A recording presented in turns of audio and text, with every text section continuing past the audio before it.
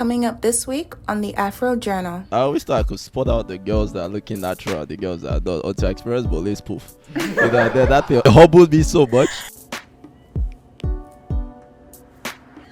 You know, one day I'll be in braid. Next, you might see me in purple hair. Hair is your identity, so being able to switch it up, change things, you know, just adds more to who you are as a person. But I'm like, why does it have to be straight? I mean, You know what I mean? it Straight doesn't have to weeds. be straight.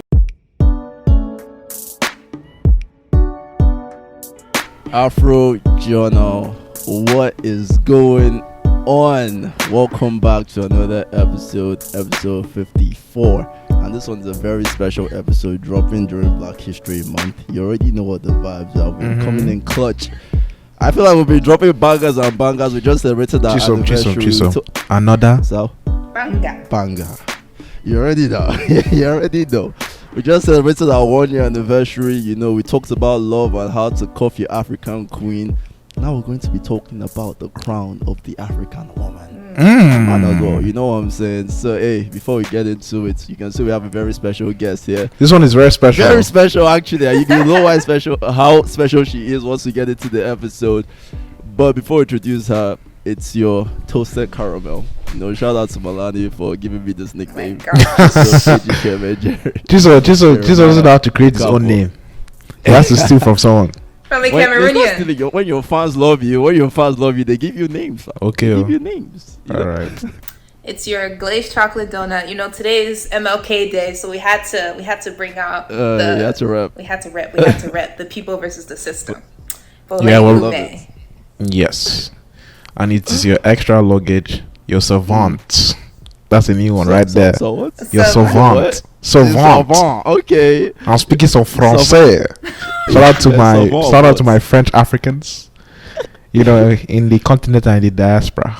Yeah. Shout out to them, man. Yeah, savant of what? What does that mean? Because you can't just be a savant. You have to be a savant of something. Everything. Right? It's like he's a basketball savant. I'm a football savant. Chisom. You know what I'm saying? Okay. So what are you? I'm the Afro Journal savant. Cap. Okay, yeah. I'm your favorite host, Peter Ikechiki Chimuzo Aliogo Jr. All right? Lovely. Like you can see right beside Peter, we have a very special guest looking lovely. We can see the crown on her head.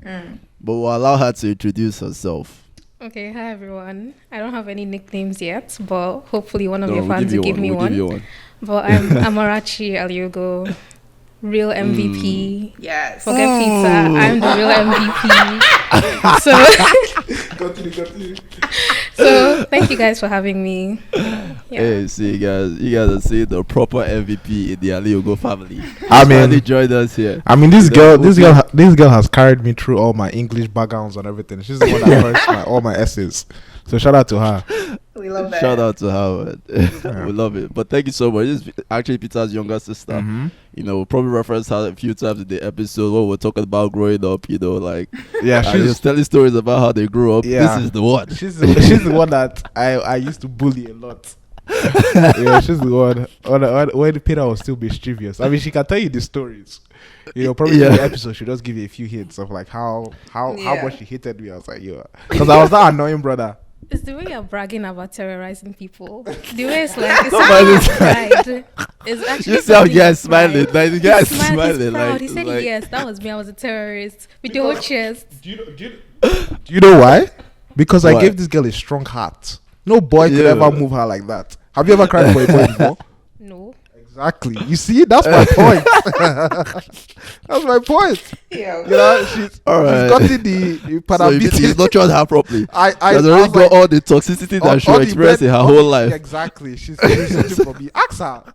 Oh, I well, don't know yo. what this guy is talking about, but he was a terrorist. Yep. Whether that was a good thing or bad thing, well, to be decided. To- Am I to be- still holding to be- malice to in be- my heart? Maybe. Yes. Low key. Don't worry. Don't worry. We'll help you get some revenge in this episode. Don't worry.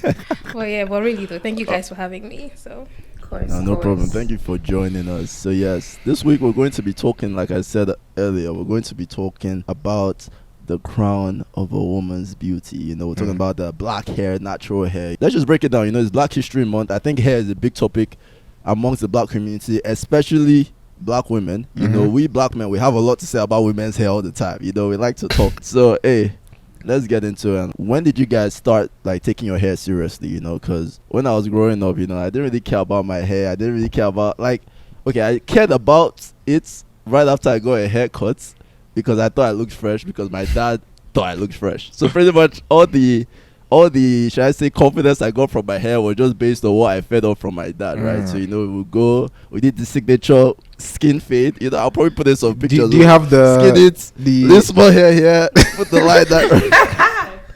I did that already stripe. know. I'm dead. Oh my gosh. Put the line and then we'll start talking about how that line just means that this is the road to the village and all that. It's just some rubbish jokes that we see. And then after getting a haircut without going Itsuya, you know, that was like a ritual that we always did. You know, so but I didn't really care about that, you know. But then once I got to a certain age, I'll say maybe like 9, 10, you know, like primary 5, GS1, I started caring about my looks, you know, like how like I wanted to stop doing that because it was childish, you know. I wanted to upgrade and like maybe have an afro, maybe do a low cut, you know, be fresh. So I wanted to ask you guys, when did hair, especially for the women, you know, because I feel like that's like a pivotal point in your lives. I don't know if it's always been that way, but when the hair become like something that you took care of or you noticed about your appearance?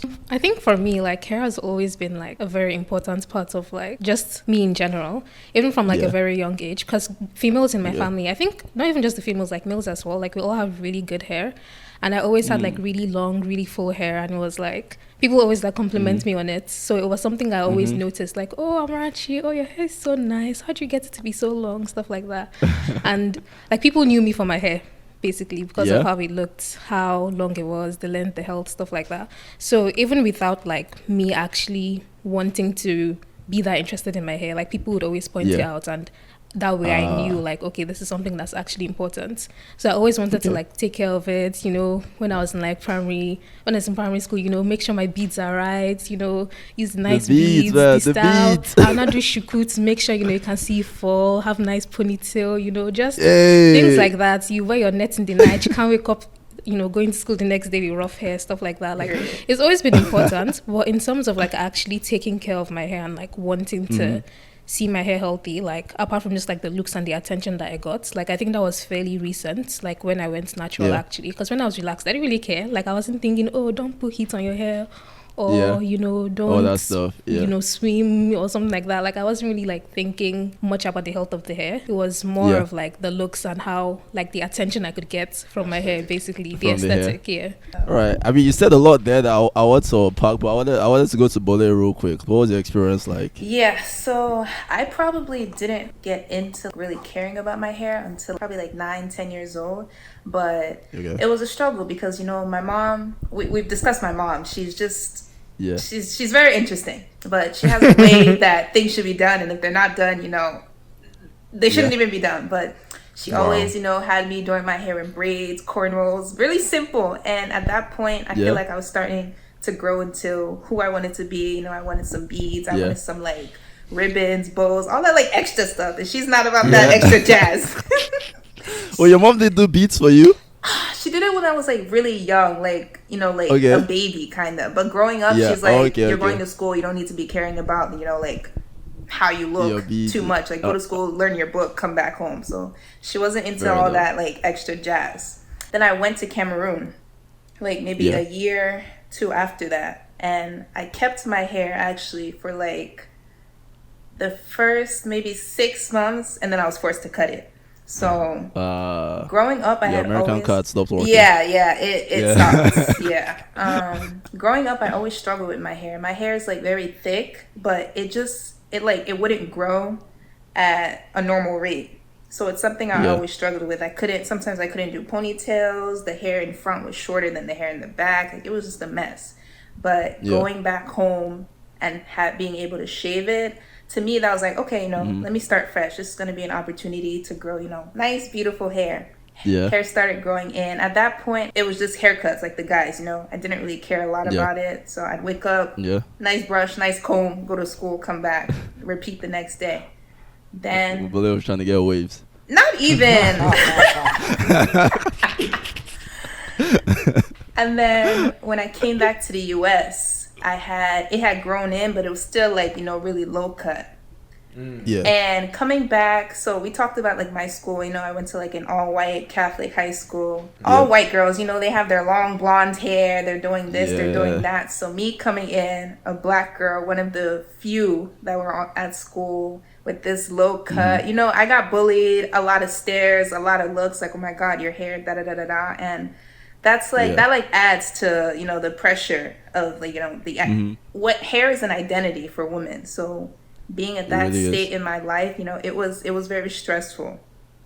But then I started getting into like braids, weaves, wigs. My mom was, slowly inching into allowing me to experiment. But she was like, okay. Yeah, she was like, okay, let's do a little something here and there. But I think like at the age that I am now, like she doesn't. The hair is me, so I pay for my hair. I do everything. I'll go home for Christmas. She'll be like, "What's that on your hair?" I'm like, "It's." Thank you. That's your business. Exactly, not your business. But at this point, like being able to maintain the hair is, very important. And I feel like now this is the time where I'm really being able to get into hair, what it is, how to maintain it, how to protect it, and just how to keep it good. So yeah. My hair has always been nonchalant. What I mean by that is that anytime I cut my hair, it was because my dad told us to go cut it. My sister would know, like, me and my younger brother, we didn't take care of our hair at all. We were even struggling to have a bath. Our parents be forcing us to go have a bath and stuff like that. Oh, go brush your teeth, go do this. So we were it's probably when I started caring was probably when I got into high school, like secondary school, like probably year 9, year 10. Oh, that's what I would from. It's a big boy. From everyone knows if you watch the Afro, that transition is very unique. It's well documented. But that was probably when I started caring about my hair and how I looked. And I moved away from the low cut, the Nike sign on your head, in front of your head and stuff like that. And I started growing out my hair. I had like what do you call it? Like you shave the sides. I had a mohawk. I had a mohawk for a long. Mohawk? No, I mean it was kind of like a fade / mohawk. There's punk, there's fade, there's mohawk. Punk is mohawk goes all the way to the back. Yeah, I had all the way to the back. Punk is just at the top. Okay, you had the mohawk. I had all the way to the back. Yeah, I had all the way to the back. I never went through a mohawk phase, man. That's one of my biggest regrets in life. Yeah, now I'm too old for that shit. And this is when I started experimenting with relaxer. I started asking my mom, "Yo, mom, what's relaxer?" Because kids in my school be telling I relax my hair. You be looking at their hair like, "Yo, guy, what did you do with your hair, bro? That's not your. That's not the hair I saw you yesterday." Hair looking spiky. Yes, their hair looking spiky. I'm just like, damn, I want my hair to look like that. But me and my brother tried to relax our hair and it ended up bad. I was like, yo, this turn is not working, man. I was like, okay, let me just cut the whole thing off. I'm like, I can't be relaxing my hair, man. But yeah, I tried it like a few times. It didn't work out. Yeah. But then obviously I moved to the US when I had to go back to low cut. And it was until WPI, even in WPI, I sort of cared, but I didn't really care. At WPI, I had my hair anyhow. Usually most of the time. I'm very, even till now, I just don't know what to do. I feel I have an idea what fits me, but I want to be more experimental with my hair. That's why I always make the joke with my mom. Anytime I call my mom, I'm going to dye my hair. You know what I mean? I'll be joking with her, I'm going to dye my hair, stuff like that. But I think Peter's actually going to dye his hair. I think it's a half joke. I think one day it will happen, but I'm very nervous of doing things like that are out of my comfort zone. It's certain things. But yeah, I've just been very wishy-washy with my hair throughout my life. It's just the natural beauty in me that just gives me my confidence sometimes, you feel me? But if I'm it's like I don't care how my hair looks. I think I look good with long hair and short hair, if that makes sense. It's much more of my how do I say it? My physical health that I'm always more concerned with. That in terms of my self-worth, you know what I mean? Like I feel guys' hair is important. Like Bole was saying that like women are defined by their hair and stuff like that. I feel for guys, hair is important, but not as important as how physically you look or what your physique looks like, if that makes sense. Yeah. So that's much more of the area that affects me personally as a guy. Yeah, and I think I think my experience was pretty similar with that. I already told you I didn't really care much about my hair until like maybe like 9, 10. You know, when I went to secondary school, you know, and then you now start to try, when they're forcing you to do a certain style, but you know that you want to do the style that is already like trending, you know, like the punk or the mohawk or like all those different ones, but everyone just wants you to clean your head bald. But that was pretty much it. When I moved to America, that was when I really had full range, because I went to Covenant University for 1 year first. And then they still forced us to cut our hair, even though I always wanted to grow out my hair. Like, I feel like up to that point, I'd never grown out my hair longer than maybe like 2-3 inches. Like, you know? So when I came to America, that was when I was just like, okay, like, I'm really going to grow out this hair, you know? Like, because that was just a big thing for me. I grew it out my freshman year, which was nice. But then, and I wanted to experiment with all the relaxations and the texturizing and all that. This was like from my dream from grade 9, grade 10, just, you know, all that stuff. And then I did it in freshman year at WPI actually, and I absolutely hated it. I was like, bro, like it looked nice at first, you know, like for like 1-2 days, my hair was loose, big, everything. But after a while, just like my hair doesn't feel like my hair. It feels very like scrunchy, you know, like I'm combing like it. I'm hearing like as if it can break. Yeah. I was like, what is this rubbish, man? So I ended up cleaning my head off, you know, just to start again. And that's when I went through that phase in WPI. Like a lot of people know that phase when I went through that my low-cut phase, you know. But yeah, hair has pretty much been, and even to this day, you can see I like to try different things with my hair, you know, like experiment. Even though I carried an afro for pretty much most of WPI, you know, I didn't really do much with it. But now it's now like, okay, I mean, I have free range. Let's try different things. But I wanted to go back to something Amarachi said, you know. I think you brought up the whole like attention you got from people. I guess you guys have good hair genes in the Aliogo family.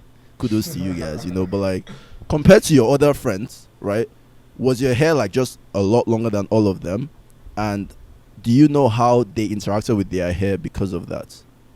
I think, yeah, like my hair was always noticeably longer than everyone else's, apart from like the maybe few white people in the class then, you know. Yeah. Oh, you had white people in your class? Yeah, at some point in primary school, they were like, not like white, but then they were like international. So one of them was Lebanese, the other one was Indian, I believe. So apart from the few like, you know, non-Nigerians. But yes, it wasn't like an active conversation, but then people just knew. Like, if it was anything about hair, like, you're gonna talk to me. you know why I asked that? You know why I asked that, right? Because I don't want to toot my own horn, so, but in my house we have pretty good hair genes as well, you know. So pretty much my sister's hair was always. I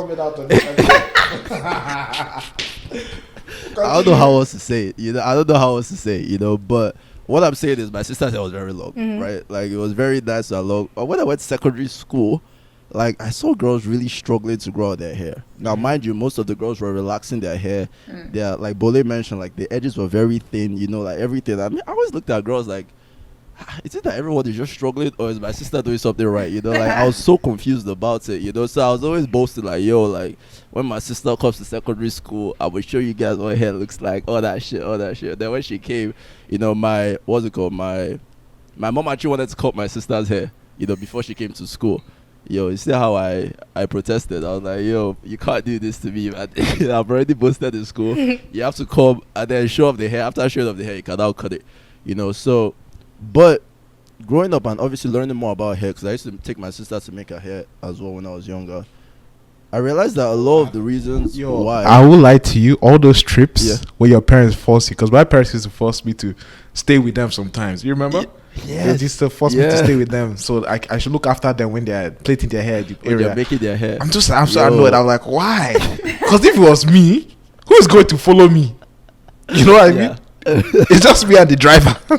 Exactly. That's it. But with me, it has to be why I now understand that. Like now, you know. But then I was just like, bro, like, why you guys disturbing my day? You feel me? I want to be out there, be playing PSP, Xbox, and be playing football. FIFA, you know, like, why you guys stop me to take care of you girls? Well, that was one of the reasons why we had griefs. Not like we had griefs, but I was extra like motivated to annoy her. You know, that was another reason.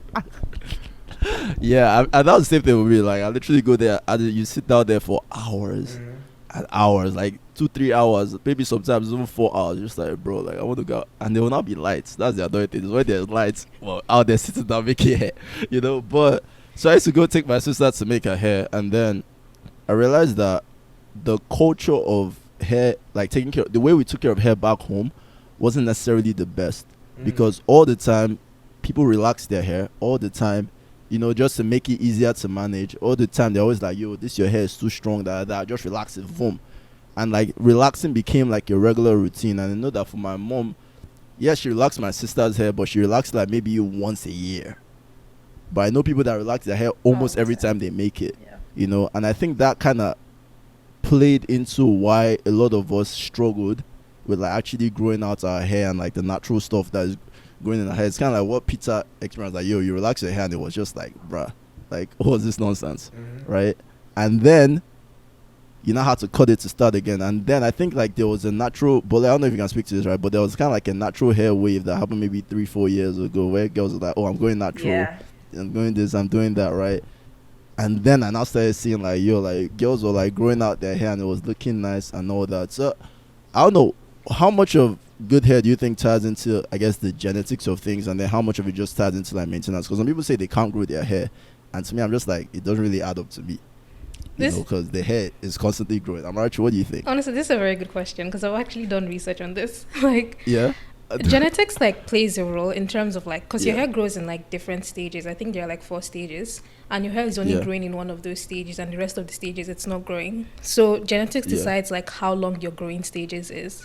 Like some people maybe have like a month of growth, some people have 2 months, some people have 3 months, some people have longer or shorter. So it's like, it just depends. Like how long your growing stage is depends on how long your hair would grow. But it also like plays into how you maintain your growth. In terms of like, okay, let's say you're taking out your braids. If you're just like combing your hair dry, all your hair is falling like out, you're not going to retain any growth, obviously. So even if your growth stage is like short, then you've lost all the growth you made because you're like impatient, or you don't have like a proper routine to actually properly take care and retain the growth that you've made. And it goes with the same with like people with long hair, because you see people with like long hair and you're like, oh my god, like I want hair that's that long, like, on my back or on my waist. But if they like blow out their hair, you see that most of it is like split ends. It's not healthy. The hair is not happy. It's dry. It's breaking. But they just have like a long growth phase, so the hair keeps growing, but it's not necessarily healthy hair. So I think like in terms of like the whole length stuff, like, sorry, I forgot the original question, but like length isn't always health, basically. Like you can have healthy short hair and you can have unhealthy long hair. So I mean, the main question was like, you pretty much hit the nail on the head, right? But it was mostly like people that talk about not being able to grow out their hair, because this is a phase that a lot of us go through, like especially as black people, right? Like even sometimes, like my younger brother was telling me that, yo, I don't think my hair is growing. I went through that phase as well, where I was like, I don't think my hair is growing, like it's just kind of like, but I'm literally picking out my hair every day and combing it, breaking the whole thing off, but then a lot of people struggle with like growing their hair and then retaining the length. So I was now like, okay, like, do you think it's just pretty much your genetics and that's it, or are there healthier ways that you can go about it in terms of like, okay, like knowing that, okay, we can actually be more patient with this hair and like treat it with tender love and care, and then it will actually grow? Because I think people lose hope with that. I don't know, Bole. So from high school, how did you now? Because now like Bole has like pretty nice hair. You know what I'm saying? Like the hair is looking nice. If you go to previous episode, you see the fro. But pictures. Bam, bam. Pop, pop, pop. There we go. But like, how did you get over that hump? Where you were like, okay, like I don't think my hair can grow, but now it's like, oh shit, like can actually grow. So I guess I'll start by saying my hair, it grows, but it's a long period of time for me to like notice significant growth, which is why I don't like have it out naturally a lot, because I feel like when I have it in like protective styles, like these locks, I've had these locks in since like September 2021 and it's now February 2022. And when I have them in these styles that I change out maybe like every 3-4 months, that's when I can like physically see, okay, like, oh, like I grew like, an inch or 2 or a couple centimeters. But then like, I also like, I won't lie, like I don't maintain it as well as I should be. Sometimes I will be combing it out dry. I won't sleep with a bonnet. I won't scarf it up or anything like that, And honestly, hair is a lot. Like it takes a lot of patience, time, and I feel like my life, like I'm always on the go. So sometimes I don't have 20 minutes to be combing it out, detangling, like removing all these strands one by one. But in terms of growth, it was, I didn't do anything major. I just really had it in braids and locks pretty much, all my life. So when was the first time that you would say you felt insecure about your hair? Do you remember that? Definitely high school. Like when I came in with the low cut and everybody else around me, had all this long, luscious hair. Granted, they were white, but like, I had nothing. It's still hair. Too. It's you still know what hair. I mean? Yeah. But like, that's when I really felt it. And I feel like that's where I struggled the most because it didn't seem like it was growing. My hair was still short to a point where I really couldn't do like, these protective styles. So I literally just had to wear it out like that. And at that age, I didn't know that many ways to style low cut hair, like I didn't know I could dye it. I was afraid to dye it. I could have done some gels, some little twists, like things like that. I didn't have knowledge of that. And my mom has never been one to really be into hair like that, so she also couldn't like help me out. So I kind of just I went through that phase alone and just kind of had to like deal with it. Yeah, can we just point that out? I feel that a lot of African kids suffer from that their parents don't know how to utilize their hair in different ways. Like my dad, his whole solution with my hair is low cut. My dad would always tell me, just shave it off, just cut it. Like, why are you bothering with that? Really? He still says that to today. Really? Yeah. Because I think my dad treated my sister different from her. Obviously, like he dislikes how my hair looks right now. He's more like, as a boy, cut your hair. You get what I'm saying? As a woman, grow out your hair proper. So he loves that. My sister's hair is long. My mom had long hair until she cut it. All that stuff, right? But for the boys, it's just like clean that shit off. Yeah. Yeah, but I feel that is not always the answer. Like when I see young kids like with cool hairstyles, like just when you see them on Instagram, stuff like that. I wish I was me. I wish I had that hair. Because when I was a baby, I had like an afro. You know what I mean? I think everyone in our family had an afro when we were like babies. Like we always had afros, but like when we got to that certain age, we just all cut it off. You know what I mean? Just imagine if my parents kept my hair and I kept it. I would have had long, luscious hair like this one right here. You feel me? But because of the gender, Peter, I know you'd have probably fucked that shit up a long time ago. No.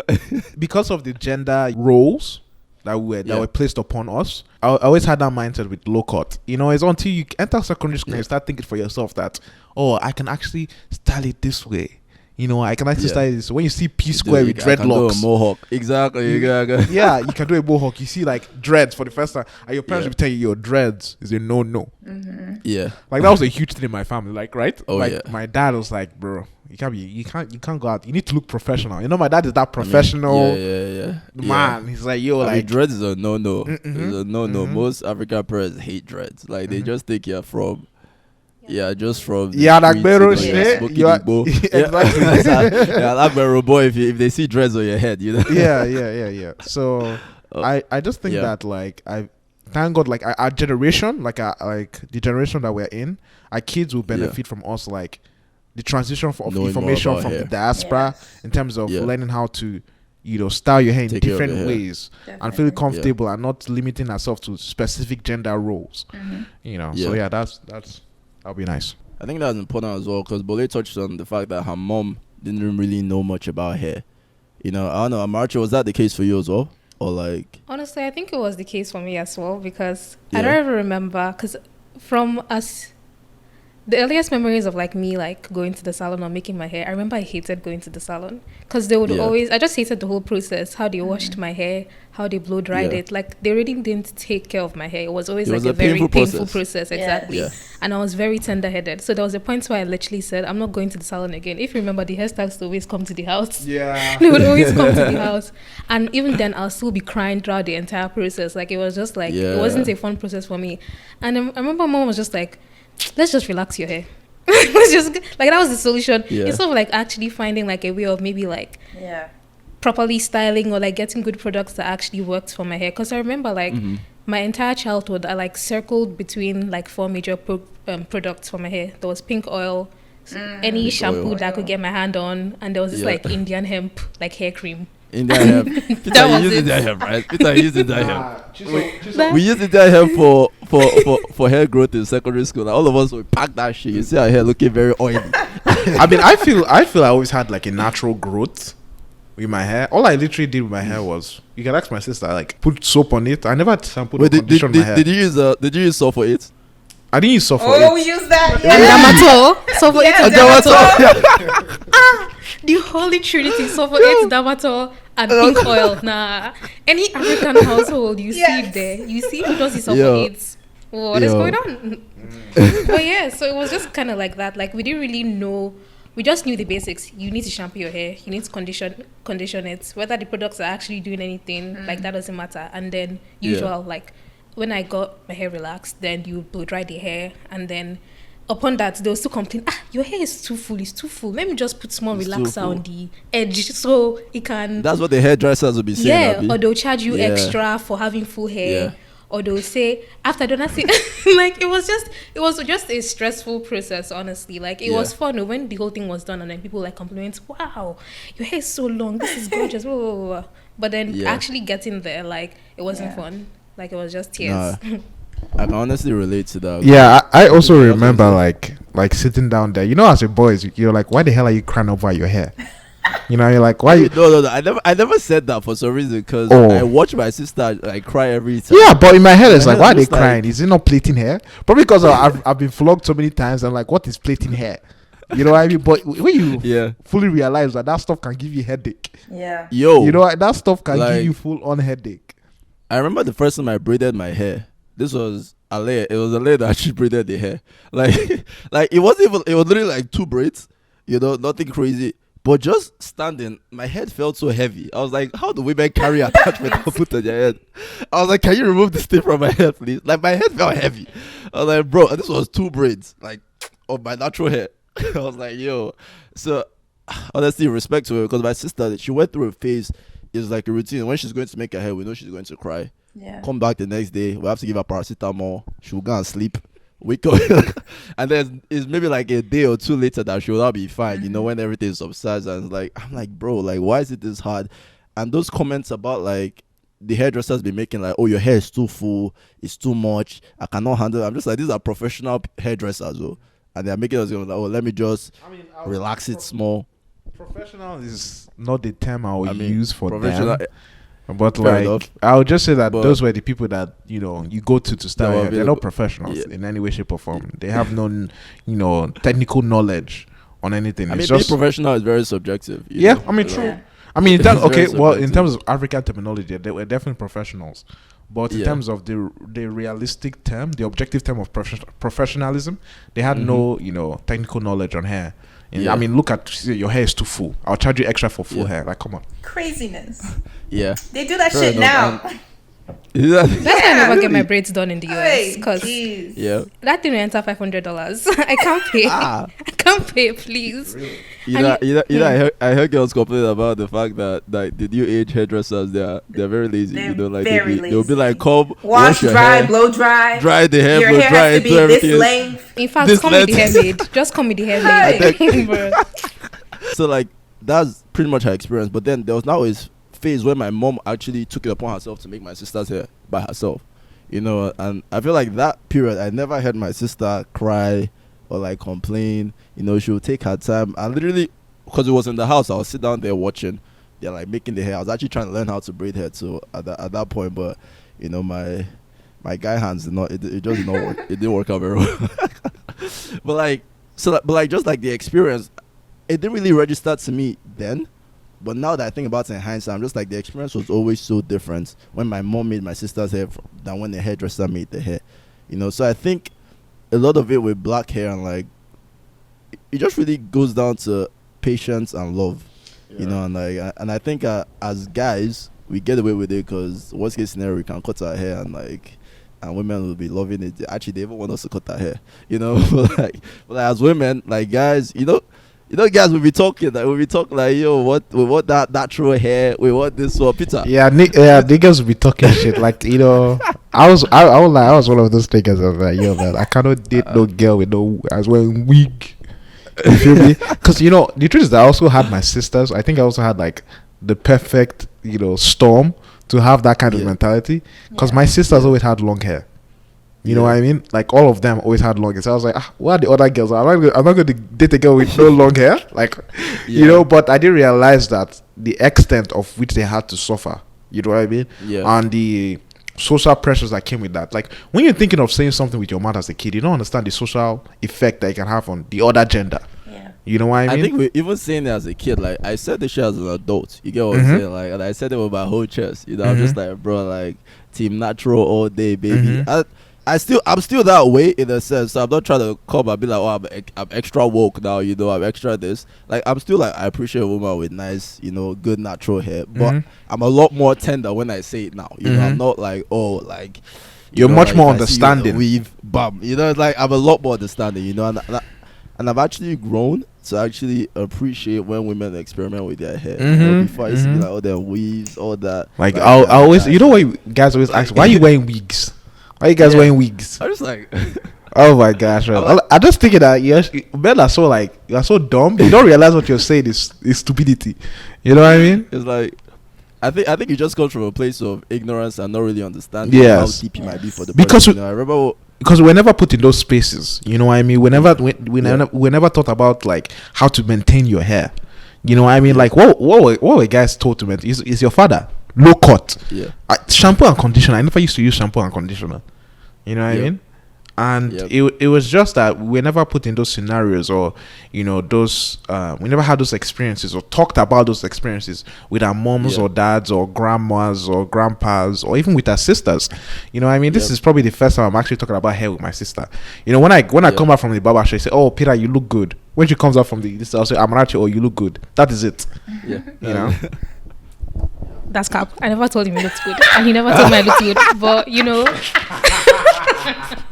if anything, story time. He'll be the one that who push my head. Because if you have a sister, you know when they come back from the salon, this is how their head is. Like everybody's neck, your neck is going to stay like this until like 3 days later. Even when you sleep, you're not going to sleep on the back of your head. You're going to sleep on your face. You sleep on your face, and him and my brother, because I remember Chika used to do it sometimes too. For no reason, you just push my head. I come and eat your food.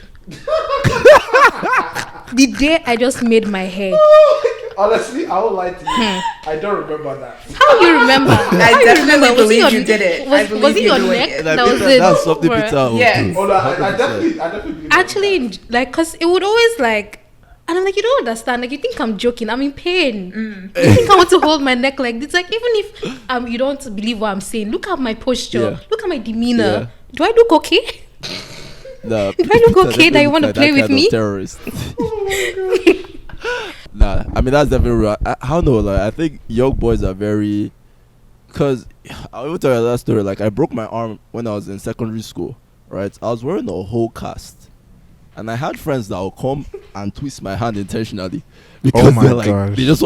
I'm just like, nigga, my hand is literally broken. Like, my arm is broken, and they're still coming to. Oh my These god. are just like toxic shit that boys be doing. That's like, like I never, I never understand. You know, it's like, but. I would lie to you, just like not that's real. definitely something I would do. And like she'll say chips or stop, and I'll be like, what are you talking about? Then I'll do it again. You know what I mean? So that's Like, definitely the more me. you say stop, the more you want to annoy. Yeah. I honestly, I don't know why I did that. Yeah. I don't know why I was always like so Mischievous? confrontational. You know what I mean, Amarachi? It was just I don't know. It's because of honestly, it's because probably I was the first son, and there was also a lot of responsibilities that were put on me, and the other siblings didn't get. I was the first person to always open the gate, the first person to turn on the generator. You know, all this kind of physical things, even cooking. My mom would tell us, even though they did most of the cooking, my mom would still tell us, "Oh, Chisom, you have to go cook for your siblings." You know what I mean? I thought that was a woman's job, but when it's time to do all this, like, you know, men stuff, Guy job. it was always the guys. Like when we had to change the light. Did you ever change the light? Exactly. She never changed. She never changed the light. So it was just like all this extra shit that men had to do. Like I had to do what she was doing plus extra. Plus your You know, so it was just like damn. Like when our father comes, Abachu locks up the door. You know, when you left though, who now took over? Chika. And then when Chika left, don't I used to lock gates? You used to lock gates. Oh, you used to open gates? Yes, I learned how to change NEPA. Yo, you see? I mean, because all the guys have left the house. All the guys have left the house, so they it. had to do it. But what I'm saying, when I was in the house, you know, it was all me. So it was very stressful. Plus, my dad was just putting a lot of responsibility and pressure on me. Like, you know, like when we're going to the market, who would daddy call? You guys will still be, you know, we'll all be sleepy after church, right? Like, oh, I'm done with church. Now it's now time to go to the market and shop. And they say, Chibuzo Chika, let's come down. I'm like, my mom will stay in the car with the girls. The girls in the children, they invite. I was like, what's fair about this? You know, what kind of sexist Where's the equality, man? Where's the equality? Thank you. So, I don't know. I just think it was just kind of my way of just getting them back. And it transformed into something else, into becoming bullying. Because I did my younger brother a lot worse than them. Like, the girls were all, like, kind of there. But my younger brother, even though, like, we had, like, a love-hate relationship because we did everything together, but I was still kind of like an asshole. You know what I mean? Yeah. You were a tyrant. I was a tyrant, for sure. And then you are and I broke everything. I broke everything. You can ask her. Like, if anything broke, you say, oh, my mom will Chibuzo, where are you? Why did you break this? And she's usually right. I broke it. Yeah. Automatic. It was just one of those things that, thank God, it was just a phase that I got out of it. Yeah, I'm still stubborn. I mean, I won't lie to you, but it is what it is. I mean, I don't think it's... I think it can be a different topic in itself, right? Like the psychology of like children growing up, and I guess the difference between guys and girls. Because I think Jordan Peterson has some good pieces on that, right? But I don't think I think some of it comes from just the nature of guys to be very adventurous, to be very stubborn, to be very like we don't like to follow rules, things like that. But then it also comes from the personality of the guy as well. Yeah. So now imagine Peter's personality type now being a guy as well that is growing up and is now stupid. Combine all that together, it's like you have a mess. But for me, like I was a guy, but I was also very like caring in a sense. I don't know, just naturally, right? So even though I had my mischievous side, but then when it came to like people, I always cared about them. So like my sister, you know, like if she's in pain or like if she's anything, I'm worried about that, you know. But then I'll still like be like, okay, I'll still find a hard time to be like sit down and follow the rules when they're like, oh, make sure you bath at 5 p.m. Make sure you've eaten dinner at 7. All this, I'm just like, why am I doing all that? Fam? I want to play football. Super bad, yeah. So it's hard for me to follow those kind of rules. Yeah, I would say this too, like that like adventurous side. Like I was very adventurous as a kid in the house because we didn't used to go out a lot. We were usually stuck in the house. You know what I mean? And aside the girls were probably stuck inside more. But I was like always adventurous everywhere. You know, I just say, oh, don't run around the swimming pool. I will be the one running around the swimming pool. You know what I mean? Like, oh, don't climb on top of the boys' quarters roof. I will climb on top of the boys' quarters roof. Playing with death. You know, I'll be doing pull-ups. Yo, I did that shit too. Stupid like, stuff I was like on the stairs. I'll climb 3 stories. I'll put my leg on the stairs and on the wall. And I'll just be dancing. Like if I sleep, I'm falling to my death. Literally, wasn't it you guys that like down the, it was me. the Yeah, so we had like these stairs we had the stairs that went downstairs. It was like kind of like this back door stairs that went downstairs, and it had not finished completion, but it was like it was still in the house. And I was watching TV with my siblings, right? And this was like the second to first floor, right? Like ground floor to the the ground floor to the next floor, right? And we were going downstairs and we were watching and I was looking back and there was this space where anyone could fall in. Our parents always told us, oh, be careful when you walk down the stairs. But you know, stupid me, I'm not thinking. I'm watching TV, I'm watching Ben 10. So I was walking back and I slipped. Bam. This is where you remember now, like, this is where I was like bleeding. Were you not there? Was it the gym stairs? Is that what you're talking No. From mommy and daddy's parlor. Downstairs to the blue chair parlor. Yeah, to the blue dining parlor. Dining table. I know you fell, but I don't know. You have too many rooms in your house. You can't even remember, man. All these rich people. So I fell and I got hooked on the edge of one of the stairs. Hit at the back of my head on the floor. Bam. Like if no one noticed, I could have died there. But luckily I stood and I walked to my parents and my grandfather and my grandma and my granddad were there, and they were just saying that there was blood all over my face. And after that they took me to the guest room's bathroom and I don't remember anything after that. Literally I don't remember anything after that. But that was like all this, like, you know, girls are careful and I was always reckless. You know what I mean? Always reckless. Yeah. And I just remembered something that my sister told me recently. So I don't want to paint myself as like I was overly caring. You know, I was caring and I cared about people's feelings. But I remember one time she told me that that you know when like you have milk teeth and like your teeth is about to fall off, right? So like she literally, like her teeth was about to fall off. This was pissing me off, right? So I'm just like, bro, like why is this shit still there? I went pulled the shit out. Right, and then she was like, like just what? And I was just like, yeah, it's good, you know, I helped you take out your teeth. even one time she was trying to learn how to do the splits, right? And in my head I'm just like, this girl's working too hard, but maybe just expedite this process for her. So as she was doing the splits, I just went on top of her and pressed her down. Whoop. I was like, okay. And then she was screaming, shouting me. I was like, don't worry, you'll be fine, don't worry, I'm training you. You see how boys are? She told me this. You say you'll be fine. She told me this now, just like, yeah, man, like, oh my god, man. So like, there's definitely this like reckless side of a guy that I just like, bro, like I'm doing it for the greater good. Whatever I've convinced myself the greater good looks like, it's mad. But anyways, back to the hair conversation. I remember when I was what I used to say, right? This was maybe like college me maybe 2 years ago, even last year, maybe even last week, to be honest. Now I'm woke though. Today I'm woke, you know. But I used to be like, yo, like I didn't care much about like women that did weaves and all that. But my problem, especially with black women, right, was the fact that all the time when I see them, I never see their hair out. So it was like I had friends, I'd never seen their hair. You know, it's either a weave. If they're leaving the house, it has to be a wig. I actually just learned the difference between weave and wig last week. But it has to be a wig or weave or something. You know, like they can't leave the house. Like they've gone through the summer, they've gone through the winter, everything, without their natural hair showing not once. And then I came up with this theory that, let me not say theory, but I started thinking that, I'm like, is it that black women don't like their hair? You know, or is it that they're just too lazy to actually take care of it? Right? And then I'll now have these conversations with my friends, you know, trying to convince them, oh, you guys should go natural, you know, do this, do that, do that. And the backlash was, you know, a bit heavy. You know what I'm saying? Like they didn't take it very lightly. They didn't like it that much, even though it was still like a decent conversation, because I always do things. And I'm not moving mad when I'm doing it, but I'm still kind of like, yeah, like, come on. You know, but what do you guys think about that? You know, like in terms of like, I guess, because weaves and all that is predominant in the black community, right? Like you don't really see other.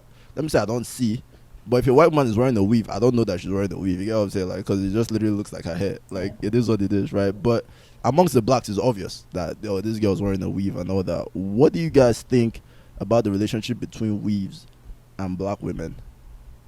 I don't know. All these like not our hair type hairs. Like for me, I think my perspective changed on the whole point. Like I have different perspectives depending on like where I was. Like in Nigeria, like if you see a babe wearing like a weave or wigs or braids, it's either because it's in style or they don't know how to take care of their hair. And it's not like something that they are ashamed of per se. It's just like, I don't know how to, my hair is giving me stress. I'm just going to do braids and I can keep that in for like 3 months. But then when I came to the US, then I realized there was more of like a cultural aspect in terms of like a lot of people were raised like thinking their hair was like unkempt or like messy or nappy and things like that. So there was this like shame or stigma around like black hair that a lot of black women or people in the black community like grew up with. Hence them like trying to like cover it up or just like not show it if they didn't have to. So I guess there are lots of like perspectives to view it from, but I think there's a cultural aspect and there's also an aspect of like, oh, this is what is trendy. And there's also an aspect of, oh, I don't know how to take care of my hair. And this is like easy to do and convenient. So I'm just going to do it. And then I can leave my hair like this for like 6 months. Easy. Yeah, I totally agree. For me, I see it as a mix between I don't know how to do it, I don't have time to do it, and then I want to try something new. And that's something I can relate to. You know, I don't like wasting time on my hair. That's why it's always in braids and locks, in a wig, in a weave, or anything like that. And also, like, I think the big thing is just experimenting, being able to do things that might not be as easy to do with your natural hair. You know, I went through my red hair phase. I had a red wig. That's something that I'm not going to go dye my natural hair red. Like, it's not going to happen. But, like, being able to try different styles and kind of, like, play around, see what you like, see what you don't like, and just, like, express yourself in different ways is something that's, very big to me. One day I'll be in braids. Next day you'll see me in blue hair. Next you might see me in purple hair. Just like spicing it up. Like I said before, hair is your identity. So being able to switch it up, change things, just adds more to who you are as a person. Yeah. Okay, can I ask this a really important question? Because of, I don't know, as a black man, if I was to wear, like how black men have their hair, right? And someone are going bald. Yeah. If a black man was to put his hair, like try to implant a hair, most likely he's going to get waves, something that is black related. You understand what I'm trying to say? So I've always struggled with this straighten the hair look when you guys wear wigs or wear weaves or whatever. But personally, I don't want to push my own agenda or my own opinion because of, who knows, it might be with what actually protect that straightened hair actually protects it. But I usually thought that just covering your hair and keeping it kept, is what protects your hair. I don't know, but I've always heard that protecting thing. But I'm like, why does it have to be straight? I mean, it straight doesn't wigs? have to be straight. You can still have kinky, curly wigs and weaves. I've also done that. But I think a lot of people also fail to understand that it's not just putting something on your hair. You still have to maintain that new hair. You have to wash your wigs. You have to shampoo, condition. Sometimes you have to blow dry them. So you have to shampoo and condition your weave? Yeah. Yeah, actually, that makes a lot more sense because I like you said, it's just easier to maintain straighter hair, right? Yeah. Okay. So I kind of get that now. I mean, I was kind of similar with Peter, because I was always like, why can't you just use an Afro weave? You still gotta comb that shit out. Afro, whatever, it just blew my mind all the time, and then I had this conversation with my female friends. I never really got a concrete answer. It was always I just like to experiment. I like to pop out, better with the good hair today. I like to pop out as CEO of a company tomorrow. They're trying to come up with different styles. I want to be Megan Thee Stallion next tomorrow, But to me, I was always like, but I never see Afro weaves or Afro looking weaves, I see the first time I saw Afro weaves is when Bole had that puff and I thought it was her hair. I was like, yo, Bole, your hair is looking nice. Bro, let's talk about that. That Bole's hair traumatized me. That thing traumatized me. It was looking like Amarachi's hair right now. So just imagine Bole had the you can give them a side view. Right? And then she had the poof, like Amarachi's hair right now. But the core patterns on that poof was very Afro looking, but a little bit different. I was just like, Bole, your hair is penny. But I was just blown away. I was like, yo, how come I never noticed this before? This is why I'm like, yo, you guys should expose your natural hair. I went on my natural hair rant. Just yo, black women, this is what I'm talking about. Bole was just smiling, looking at me. 1 day, 2 days, 3 days. Bole didn't say anything. He didn't say anything. Maybe 2 weeks, 3 weeks later, I just saw Bole remove the thing one day. I was like, yo, what's happening? Yo, I think we were dancing or celebrating or something like that. Dancing or something. And Bole just ripped the stuff out. And we all yeah! You see? Everyone in the crowd was like, yo! I was like, what is happening here? That thing traumatized me. But I think it also created a new perspective for me. Because for me, it's not okay, I guess I don't really hate the hair extensions, to be honest. Yeah. I don't really actually like it. But if we try to do things that still kind of look like black hair, in a way, because I really like black features, so things that look like black hair, I think I'd appreciate it more. Yeah, but then also talking to my female friend. Sorry, what are you gonna say? I was also, I was also going to say this, but who are we as black men to tell black women what to do with their hair? That's another perspective that I also want to bring into this. I mean, we can have our opinions. I think it's really important for guys to share their opinions and talk about what they want, like, what you don't like, what you don't like, and guys, you can have you can have your preference. You know what I mean? No matter how anyone tries to, make you seem or, try to say that you're wrong in your preference or stuff like that. Do what you need to do as long as you're not harming anyone. You know what I mean? You like what you like.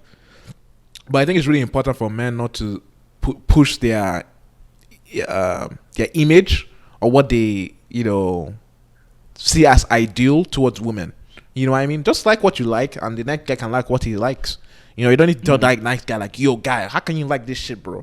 That's some f***ed up shit. You know what I mean? I mean, it depends though. I think there's a fine line with that, right? There's definitely a fine line. Like for example, Peter, you liking white women? Oh my god, you get me? I like you all can't women. Tell me, I like all women. You know, like Actually, ask my sister. Amarachi, don't you remember Lily? Don't you remember? That's a leading question, fam. I remember crisply. HD. It's in my memory. Yeah. This guy because Well, it was like a put the family mic in your mouth. conversation. Oh, it was like a family conversation, and then we're like all talking about like our types and stuff like that. This guy said, Yeah. "I like Kylie Jenner, Kim Kardashian." Of course. My shout out to my Middle Eastern girls. I said, hey. I was waiting for like African girls to drop. Yeah. Go and sit down. You did not say Genevieve that day. Thank you. You did not say Genevieve. He said. I remember Kylie Jenner and Kim Kardashian. Damn. He said, I was like, what's wrong with this guy? What's wrong with this guy? And then Expose this boy. Fast forward to like a few years later. I would say who was saying this, but this for someone we know was like, oh, like he likes, he likes white babes. Like he likes everybody, but he like prefers white babes. And she was always attacking this guy. I was like, Okay. it was not you. The guy grew up. It's not that I was saying Kylie Jenner like a few years ago, or I was just kind of, but people change though. Like preferences change, so Yeah. That is literally a true example. She just proved my point. It's just a true example of liking all women. I like all women. All right. I had my Lily. I had a Chinese girl I liked in primary 4. You feel me? Her name was Lily. Yeah. Shout out to Lily, man. Shout out to Lily. But shout out to Lily. in WPI, I mean not in WPI. Sorry, in Lucky British. That's All the secondary girls school, there right? were they not black? Was I not toasting black girls in Lucky British? Then when I watch TV, situation. wait. When I watch TV, and is this? What do we all say about Genevieve? Did I never say that Genevieve is a babe? I never said that. I don't remember. You see, this one. then Keeping Up with the Kardashians. Keeping Up with the Kardashians was one of our favorite shows for me, Sha. I loved on E. Shout out to people that know E. Shout out to E, man. Shout out to but I loved watching Keeping Up with the Kardashians, and I was like, yo, Kylie and Kendall, babes. I used to say that too. So I've always loved all women. And do you remember Charlie's Angels? That Asian girl, Lucy Liu. I don't remember her full name, but I'll put a picture of her. Yeah. That girl, I was in love with her. She's a Chinese babe, but I've also loved black babes like Genevieve. You know, so I'm an equal opportunist. I like all women. Heard it. All right. Do you have a preference? I don't have a preference. Zero preference. You don't have a preference? I have zero preference.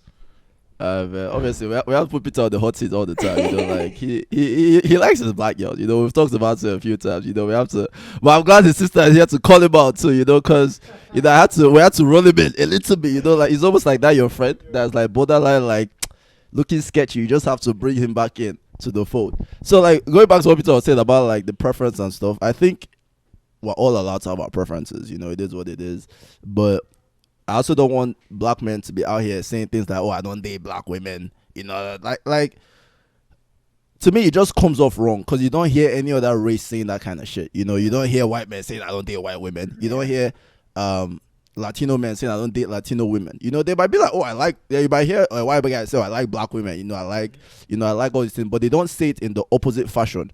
But I think it's also a bit predominant in the black community where we like to bash black women and all these things and stereotype them and all that thing. And I definitely think it's very historical.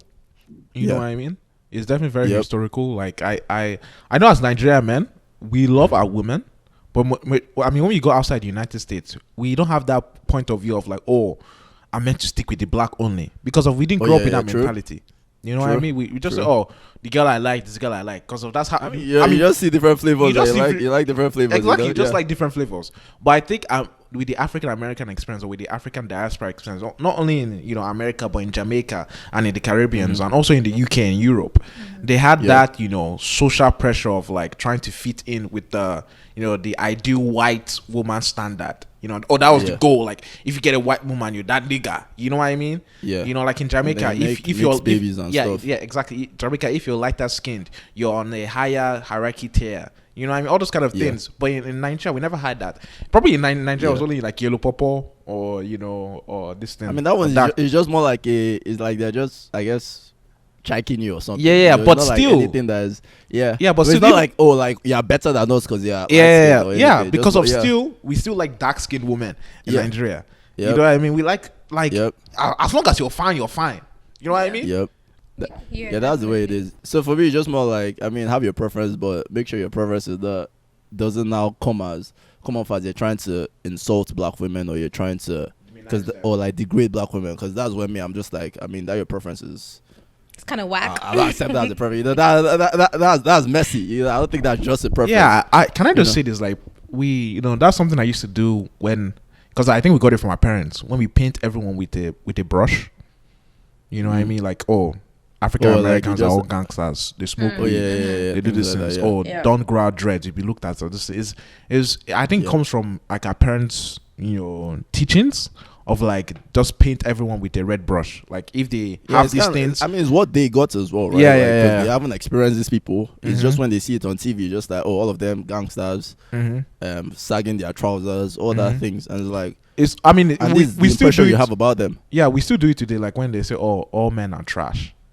You know what I mean? Like, come on. It's like, it's just like saying that. There's just the example of like all men are trash. It literally doesn't make sense. You know what I mean? There are some wholesome men's out there.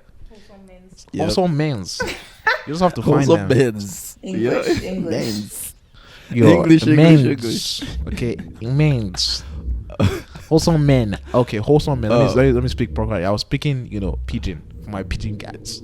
Peter was speaking Peter English, man. yo, you guys, why you try to expose me? I can't say men's.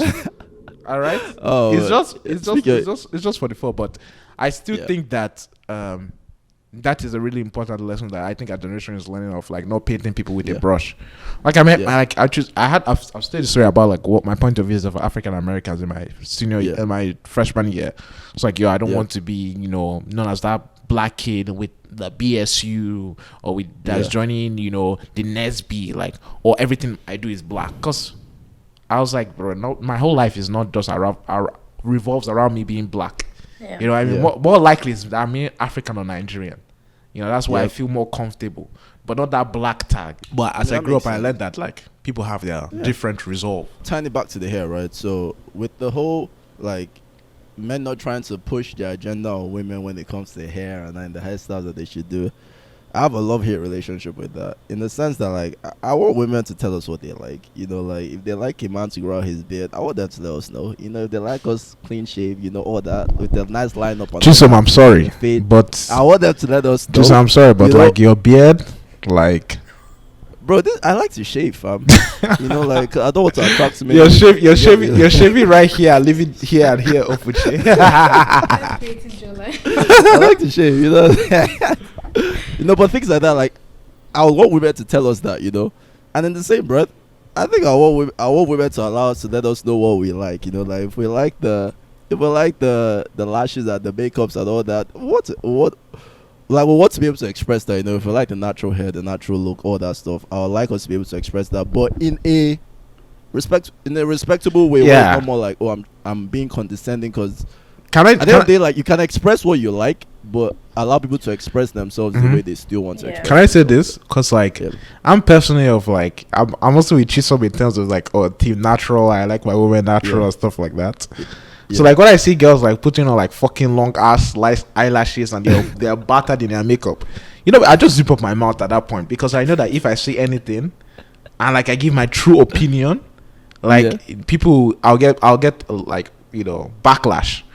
But sometimes I'm just like, bro, like if I want to date a girl, you're most likely not the girl I want to date. But then that's black men should go after black women in certain scenarios. You know what I mean? It's just like, I mean, look at a good example. We'll blip out her name. You know what I mean? I was probably literally one girl I saw. You feel me, that like just like consistent, like natural beauty. Mwah. You feel me? But like, if I was to now say this, look, but I think you look beautiful with your natural distance, right? And next day I see Bole with makeup. I say, yo, Bole, why you doing makeup? I'll get backlash for that. So I think I understand what Chisom is trying to say, but I think we have to be really careful in terms of how we share our opinion. Like, we don't need to comment on everything. We don't need to go on Instagram and start texting a babe that's putting on makeup and stuff like that. Oh, why the fuck are you wearing makeup? Like, what the fuck are you doing? You look better without makeup. I don't need to do that. I'll probably tell, like, even with my sister sometimes, like, if she's putting on full on makeup and stuff like that, and I personally, it's not my flavor, I'm not going to tell her, oh, Amarachi, why the fuck are you looking like that? That's just being disrespectful to her. Because probably she's put a lot of effort into that style and dress.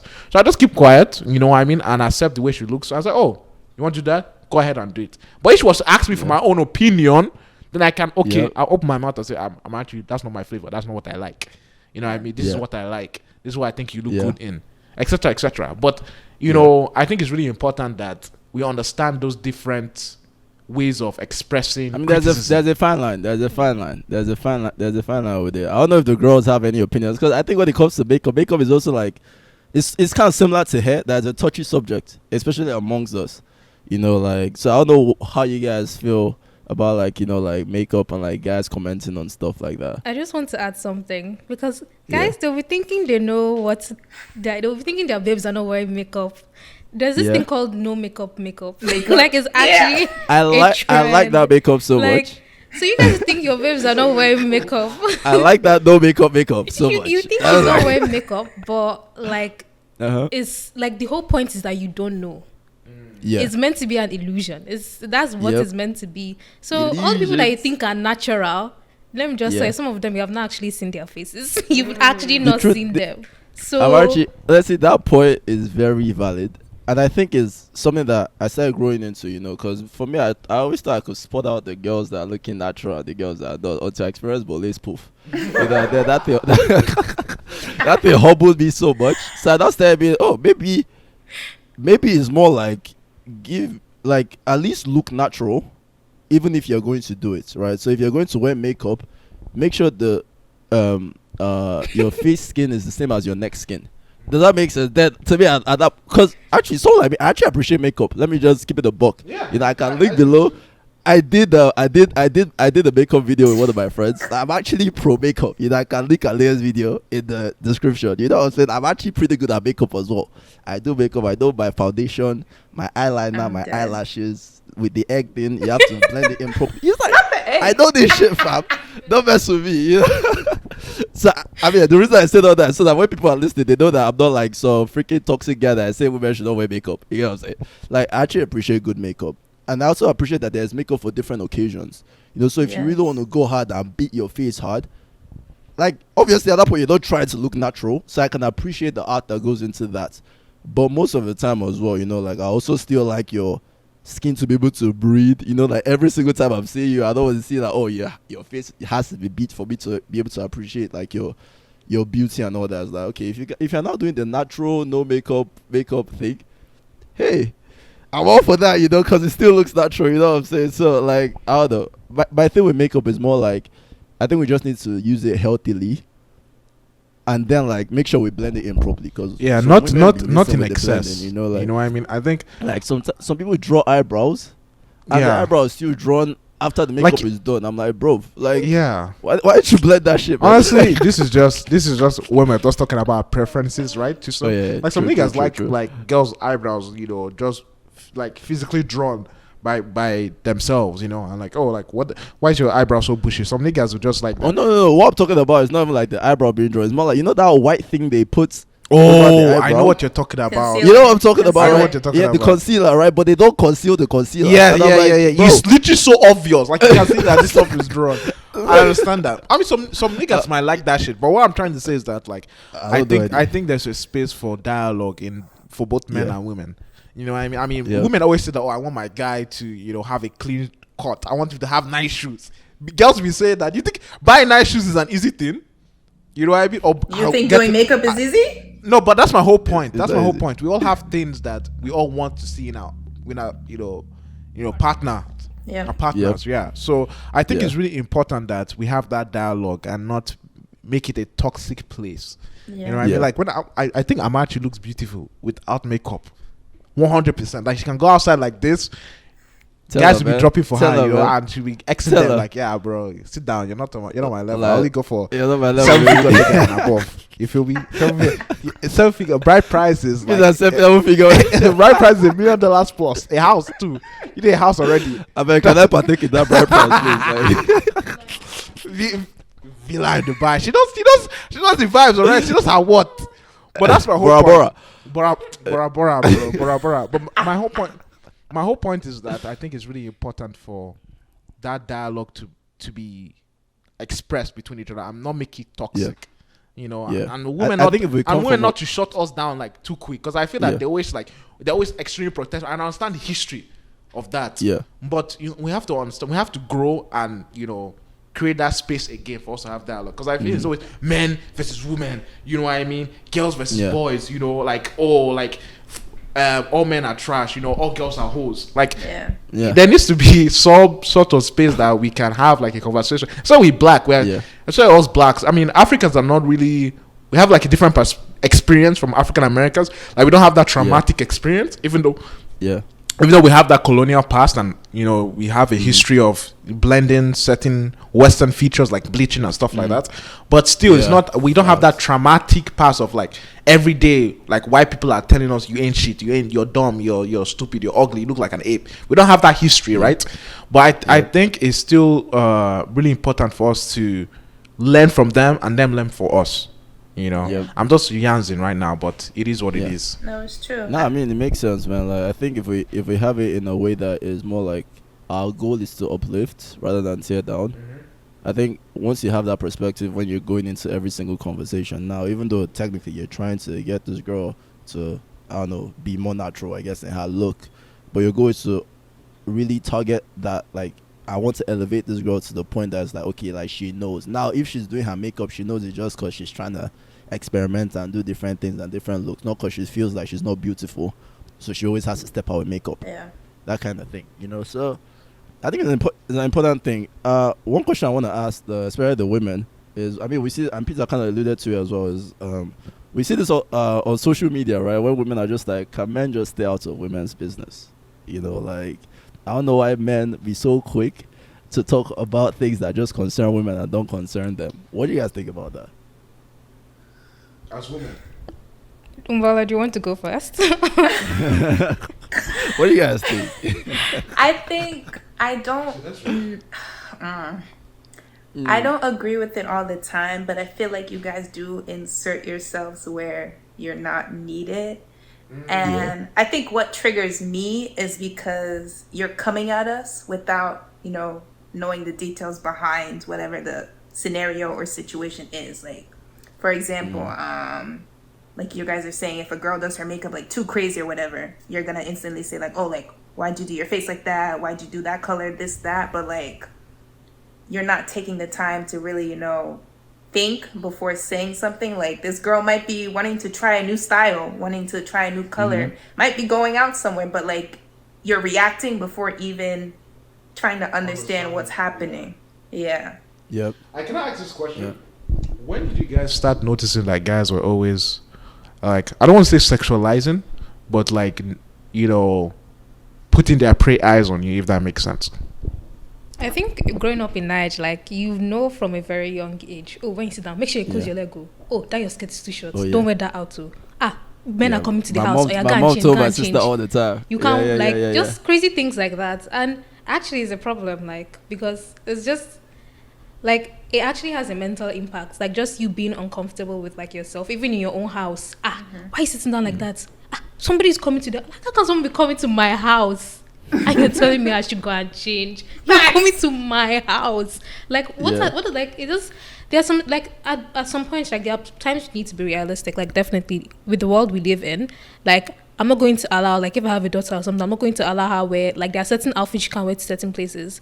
Like, not because I want to police her or what she's wearing per se, but just because I know the world we're living in. Like, let's be realistic. You're not going to wear mini skirts to, like, I don't know, Ojo Legba. Like, you're not going to do that. Exactly. Like, you're not going to do that, realistically speaking. But if we were, like, in the US, I don't know, just somewhere where it depends. Like, there's a time and place for everything, basically. And if, like, as Mbole said, like, you don't understand the context, you're not taking time to actually think about why, or the whole, like, process, or, like, the whole process behind anything, and you're just, like, coming at it and just, like, chatting or saying or spewing your opinion to people that you might not actually, like, understand, like, what's the whole, you don't know the full picture, then it's just it comes off as insensitive. And I think that's why most women get defensive, because I certainly agree with Umbola that it depends, like, with the whole men should not insert themselves into certain topics, stuff like that. Like, it definitely depends on the topic, but it's only, like, I only get defensive when you don't try to understand, or you're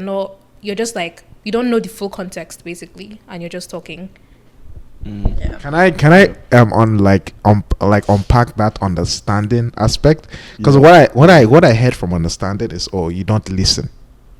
You know what I mean? Like, it's like, oh, if you actually, but realistically, when men don't understand, is like, oh, I can understand, but I can also like, you know, rebuttal what you're saying, right? Yeah. I can also like talk back. We're looking for contradictions to the point. Exactly. But women will be like, yo, that's not what I'm talking about. Understanding. What they mean by understanding is, oh, you're not listening. You know what I mean? Like they actually not like sitting down and just keeping quiet and letting the woman yarns. So I just thought that's an important point I wanted to make. Right? Is that not what you were talking about?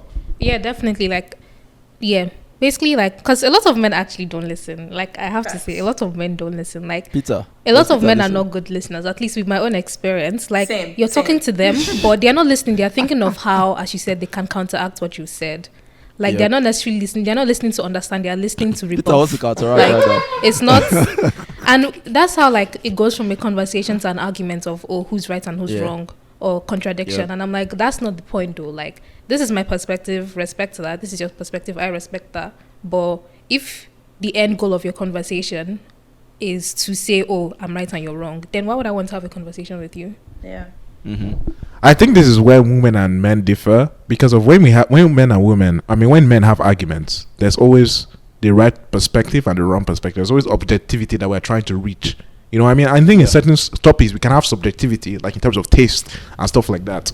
But in terms of like the arguments, like you were saying, that happen between men and women, I think there's much more like perspective in terms of men of trying to get to the root of the point and trying to break that down, that women kind of miss. They just want you to like say their perspective. But what about if we think your perspective is completely unreasonable?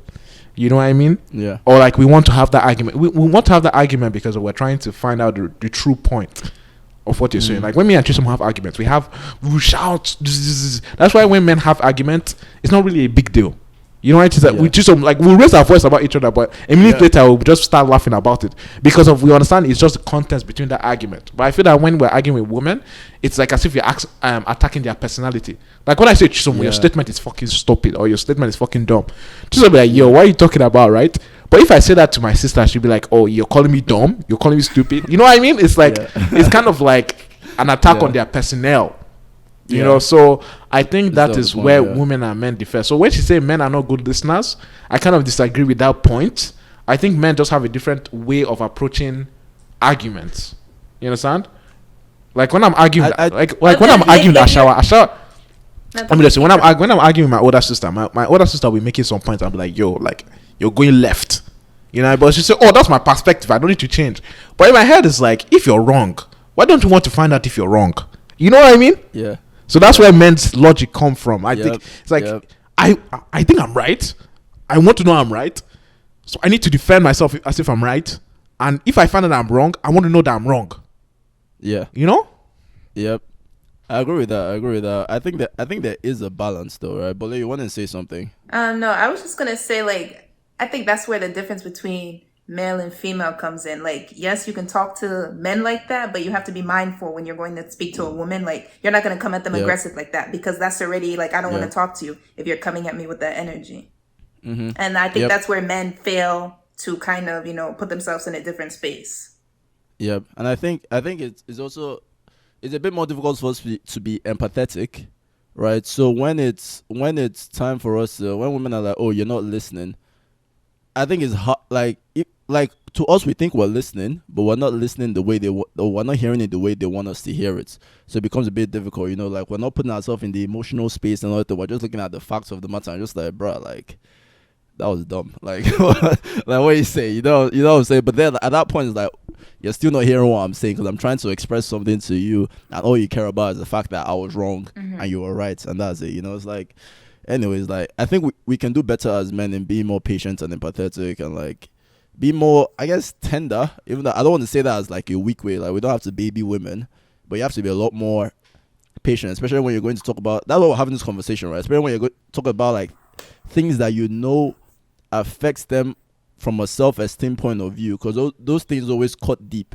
You know, like our hair, you know, like the makeup, how they look. You know, like women are judged by their physical appearances a lot, right? So if you're going to make a comment on a woman's physical appearance, try to do it in love, because that's something I'm learning in recent years, instead of just treating it like, oh, I'm arguing about football, so I can use that same energy to come at the woman. It's kind of like me and Chisom when we discuss height. Chisom will say, "Oh, yeah, you're short. You're 5'9". You're below 6 foot." When Bole says like, "Oh, I don't date men under 6 foot." Like, men won't take that personally. But if I go online and say, "Oh, I only date skinny girls," like like any woman that is have a BMI above 25, like you're trash, right? Like you're not it. If I say that, I'll be cancelled because of it affects women in a different space, a different way. You know what I mean? Like me being below 6 foot, obviously I've been told, oh, girls don't like guys, I guess that are short, blah blah blah. But it doesn't hit to my core about who I am as a man, if that makes sense. Yep. And that makes sense. Now I do think women need to be more consistent though.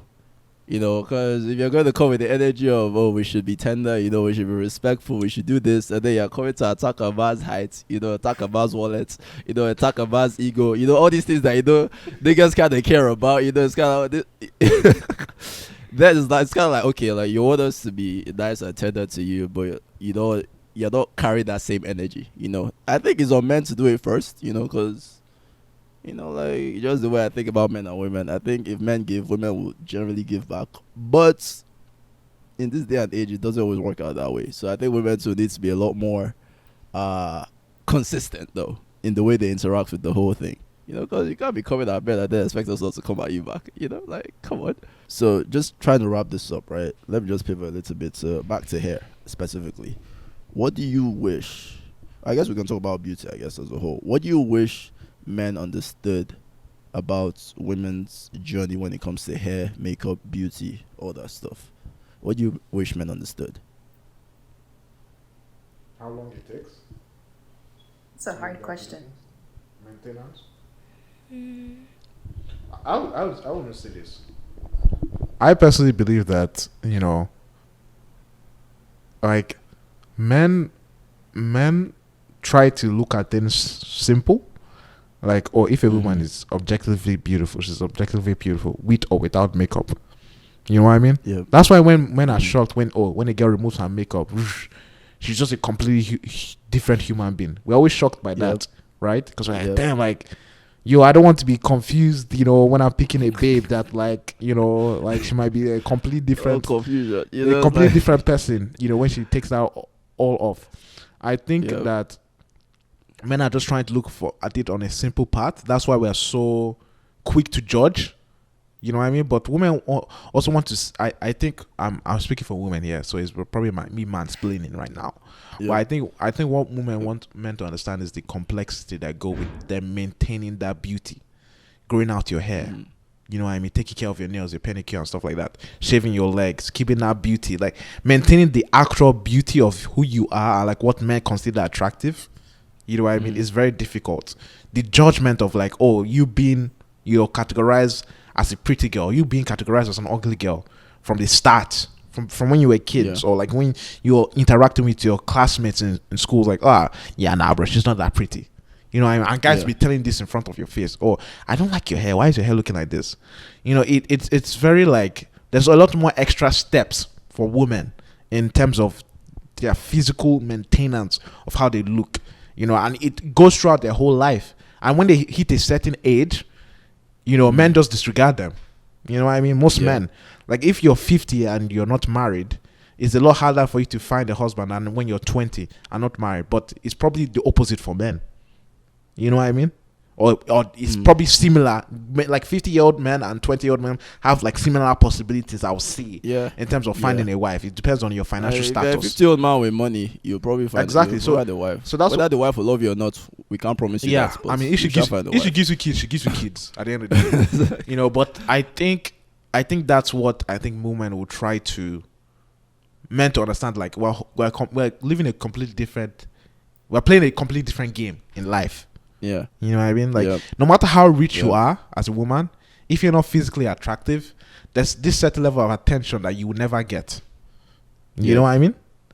Yeah. The sexualization of women is just, it is what it is. It's just human. I think it's human nature, but it's human nature. It's just, but it's just exaggerated with social media, Instagram, social media, all that stuff. Yeah. Am I right along those lines, or you can, correct me? I think like definitely like appreciate the efforts at least that women do put into these things, because you guys try to make it seem like, oh wow, women always doing all these things, when it's still you guys that are still gonna like the same pictures on Instagram of that Instagram model or that body with the nails done, the extensions in and everything. And I'm like, but why are you guys being hypocrites though? You say, oh, but to nah, be fair like though, we don't really like the nails. Like if we see it's not really the nails, but the like package though, the package is not nice. Isn't the Well, like package the yash. Well, like it. that's two parts It's of really the the package, yash, or whether like it's whatever it is. Yeah. whether she did BBL or whether she did whatever, but it's still part of the whole package too. Like definitely, like women are placed on a higher pedestal when it comes to how beautiful they look or how attractive they are found. So like just at the end of the day, everybody like just think before you talk, be open. It's not every day fighting. Like just think before you talk and just be considerate, honestly. Yep. Shout out to gym babes, because those are the ones I like. I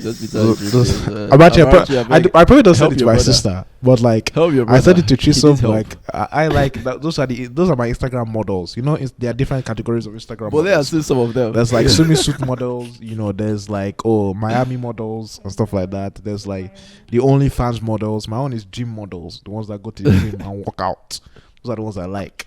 But actually, I don't follow any of them. I just I just be creeping. I was like, I have not checked this girl's profile in a long time. Let me go check it out. I'll look at it. I cannot be the only nigga that does that, because I don't want to be following the babes. I don't want to I don't want to give her followers. If you're part of Peter's group, just comment below. Let us I want to look at her. You feel me? I want to look at. It's not creepers because I don't follow her, because she's a famous person. It's not like a girl I know or something like that. There's no way in hell. Actually. But what I'm trying to say is that like there are different categories of Instagram models. I just want to say that my own is gym babes. I don't know what Chisom. What's your own? I don't do Instagram models, man. Those girls are too distracting. Chisom, real. Actually, I don't. Probably Chisom doesn't do Instagram models. I actually don't like, because that shit is so distracting. Like it's like, bro. Nah, like, the gym babes one are wholesome. Like, the gym babes. Nah, man. Those ones are wholesome. I stay away because that is like. Because if you indulge in that shit too much, it can lead to more. Yes, that's why. That's kind of like a gateway. That's why more rubbish. That's why you don't follow them. And like when you bring up in your mind randomly, then you can go check them out. That's why I don't follow them. I don't follow them to keep myself, insane. I don't want to dive deep like nah, man. But the ones I've sent Chisom some ones, and just like, yo, Peter, man, you lost. But I just sent it the mad ones because the mad ones are funny to me. But Bole, what do you wish men understood about beauty, hair, makeup, all that stuff? So what I wish they understood was that just because I change my hair, just because I wear makeup, just because I wear this, doesn't mean that I don't love, what God gave me, what's beneath everything I'm putting on. Like, there's a time and a place for everything. If I'm going to the store, I'm not going to go slap on a wig, do my edges, paint my face. Like, no, that's just, if you do that, then that's fine. But like, I'm not going to do that just because it's not important. But if I know I'm going to an event or something that like, I will be in public, then I'm going to, do my face, fix my hair up, look nice. And, time and place for everything. Just be mindful of how you're communicating with women anywhere. Some people just put on makeup to like feel good. I know sometimes I do that. Like, if I'm having a bad day, I'll go, put on some highlighter. I'll do my brows. Like, okay, you're looking good, like a bad bitch. Like, go out there, do your thing. There's so much more than like, someone that goes into it. Yeah, and I think understanding that will help better a lot more relationships. Yep. Yeah, definitely I agree. Like, just not assuming that we do all these things because we're insecure. Like, sometimes, like, you just want to switch things up. The same way sometimes you want to buy new clothes. It's the same thing. Like, today, I want my nails to be black. Tomorrow, I want them longer. I want them to have, like, charms or something like that. Like, it's self-expression, as, like, Mbola mentioned earlier. So, if one day I just want to, like, switch up, I want to, like, get a piercing or something like that. I want to dye my hair red. I don't know. Like, it's like an outlet. And just assuming that we do it, to either get attention or because we're insecure, like sometimes that's not the case. It's just you just You just want to like, you know, it's You just want to do it. Yeah. Do you guys ever do this stuff for men? I think some people do, definitely. Yeah, some people do. Do you? Do I? No. I enjoy it. I pay for it. So who's paying for my nails? Why did I do my nails? I want to be inside route. This you're not paying for. Exactly. Like I pay for my nails. I go out. I pay for my nails. For nails for what? I'll sit in my room. I'll be talking to my people about how I do my hair. Like who is like I just do it because I like it. I enjoy it. Like it's just I want to. It's something I like doing. I enjoy it. Whereas sometimes I'll just do my makeup. I'll go outside and take pictures and I'll post on my Instagram. I'm not going anywhere. I just like it. It's fun for me. Yep. See, I'll do it. Okay, yeah, no, go, but I wanted to say something. I'll do it just for the same reason. You know, I like to do it. I want to, try something new. But in the back of my head, just a small, 5%. Who knows? I might meet my future husband. Who knows? It's true, though. It's true. Like, if you're going to, a good, nice event, you want to look nice. You want to put the same way you buy, men who buy an expensive suit, you polish your shoes, get good things. Like us too, you do your hair, maybe curl it or do your twist out or do your makeup or stuff like that. Like, it's a presentation thing. Like, you want to always make sure you're looking your best, whether that means you're covering one blemish or pimple on your chin or you're buying new shoes. Like, it's different for everyone. So it's just sometimes I do it because I enjoy it. Sometimes also I'm going somewhere. Like if I meet someone or something that can lead, that can be opportunistic. I don't want to be looking like a, I just roll out of bed. No. Yeah, actually, that when she just said that self-expression, I was kind of like, oh, that makes sense because of I know that when I'm expressing myself in certain different ways. Like I want to improve my fashion style. It's not because of it's all the time I want to impress a woman. It's because of I want to look like I want to have that aesthetic. I want to look like that. Yeah. And it's confidence. It makes me feel confident, right? But I'm also with my art. I was not trying to impress girls with my drawing or me liking anime. I'm not trying to get girls, through anime or through that avenue. You know what I mean? Yeah. But but in the back of my mind, in the fashion, of course, I want to look good, and I want girls to appreciate that style. But it's just a part of me. It's not who I am, if that makes sense. Yep. So, that changed my perspective in terms of do girls always wear makeup for guys? Not necessarily.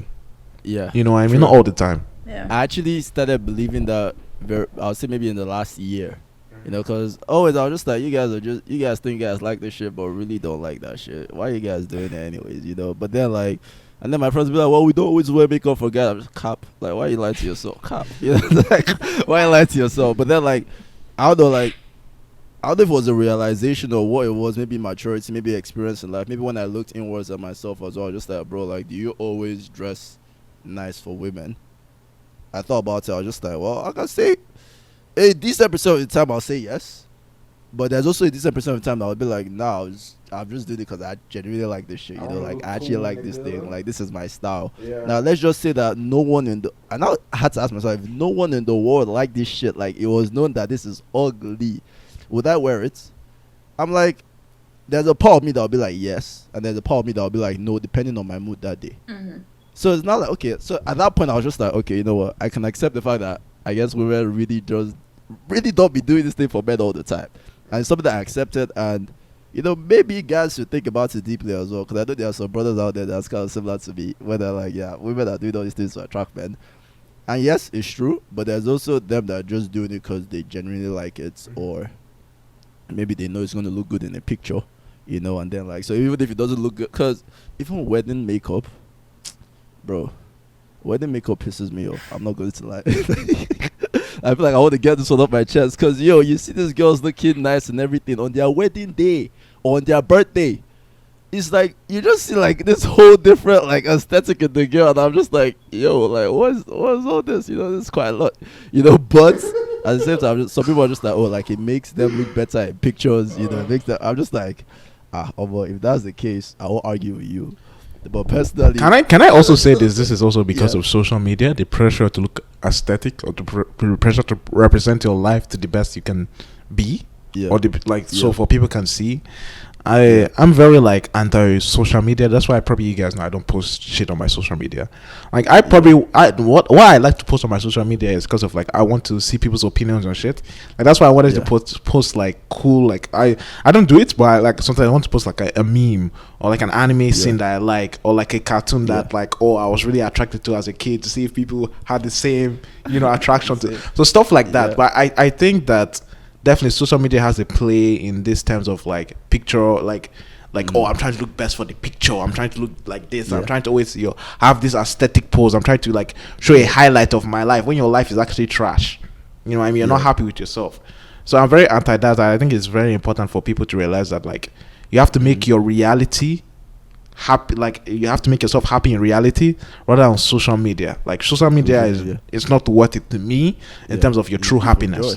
You're not going to get your true happiness from social media. That's why you see all these people, you've heard the stories multiple times, like people will be like flexing, like all these gym guys will be flexing, but inside they're like dying. You know what I mean? They're like starving themselves. They're having like eating disorders and stuff like that. But on social media, you never know. Steroids. They're looking nice, or they're wearing steroids and stuff like that. So I think it's really important to make your reality happy. Like what we discuss on the podcast is just probably like 1% of our lives. You know what I mean? We've probably experienced multiple things I've not shared on this podcast. So it's really important for us to, we do this because of it's a part of our happiness and it makes us happy. So I think it's really important for you to make your reality like your inside much outside. Yes, like she said, she's killed it right there. Yeah. So what you say? I said, let your inside match your outside.